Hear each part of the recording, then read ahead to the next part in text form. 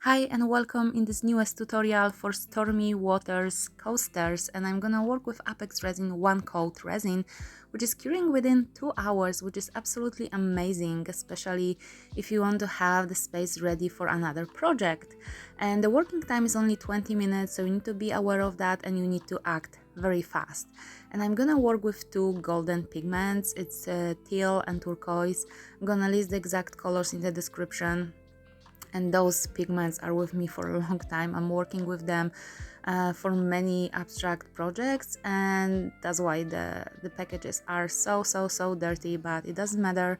I really love work with those colors. They're giving very nice turquoisey natural looking ocean vibe. And as you can see, I'm just using one drop in each of the little jars, and I'm not working with a lot of resin here. I think I was working with 30 to 40 milliliters of resin, and that was it. It's just the first layer. I'm always working with 2 layers at least for ocean coasters or ocean styles, because you always want to achieve the 3D look that resin is giving you. You need this double bottom, you need this second layer to give a little bit of more life to your pour. And I'm applying the dark turquoise color first on those black stone coasters. And you need to remember that stone coasters are not always 100% leveled. They're cut from stone, they're having a little bit of texture on top, and I'm finding it a little bit frustrating sometimes that whatever you blow on top of your coasters, it's gonna change while curing. But this is also something that it's really good with Apex resin, because this resin is curing very fast, so the change is not as big as with other resins that I work with. So that's why I like Apex resin a lot. And now I'm applying at the end a little bit of transparent. You always need this extra transparent. It's giving you this another additional layer when you will be blowing the white on top of the colored resin, and it's gonna help with creating the cells. So I always use a barrier of plain transparent at the edge of the colored resin, and it doesn't matter what color you are gonna to use, but I rather use some light pigments like inks and powders instead of pastes. I've noticed that the white is creating better sails on top of very light pigments instead of heavy pigment pastes, like metallic heavy pigment paste. So be cautious about that when you're choosing your colors for ocean pours. And yeah, I'm gonna soon apply white. Now it's coming white, and if you work on small surface, please be always aware about the white application.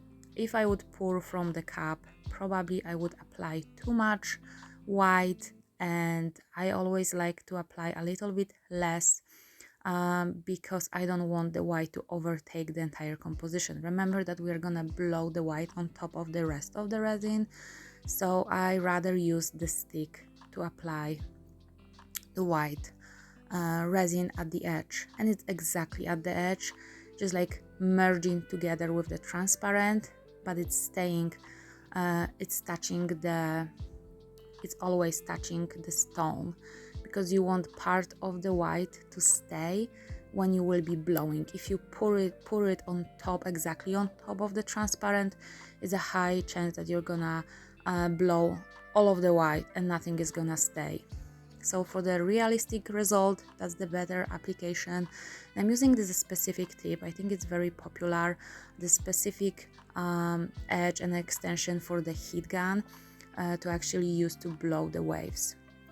And you can see that it's giving you this wind, this dimension, this action, and this energy that is very realistic. And because my stone coasters were not very well leveled, after some time the white resin was just swimming back to the place where I blow it. so that's why I decided second time to just blow it again. But the rule of thumbs is to only blow it once and leave it. But as you can see, a lot of the white was coming back, and I wanted a little bit more action here.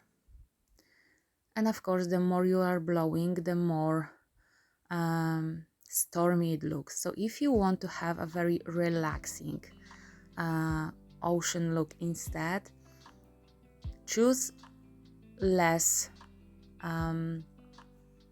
choose a little bit smaller blow strength, and also maybe even resign from this extension, because this is very concentrated air. And now is the second part. Thankfully, I was having much better weather outside and much better light, and I'm mixing exactly the same Apex resin here. I'm having a little bit more. I was working with closer to 50 milliliters here because I wanted to be sure that I'm having enough for all of those coasters.